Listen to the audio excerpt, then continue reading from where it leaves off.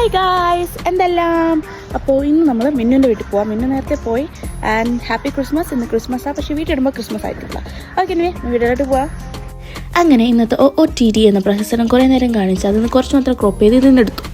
അതിനുശേഷം നമ്മൾ ബസ്സിലിരുന്ന് എനിക്ക് സൈഡ് സീറ്റ് കിട്ടാത്തതുകൊണ്ട് അമ്മയുടെ തോളിൽ കിടന്നു. പിന്നെ തമ്പാനൂന്ന് അടുത്ത ബസ് കിട്ടി. പിന്നെ നമ്മൾ മിന്നിൻ്റെ വീട്ടിലെത്തി. അവിടെ നല്ല ദം ബിരിയാണിയും കഴിച്ചു. കുറച്ച് നേരം റെസ്റ്റ് എടുത്തു.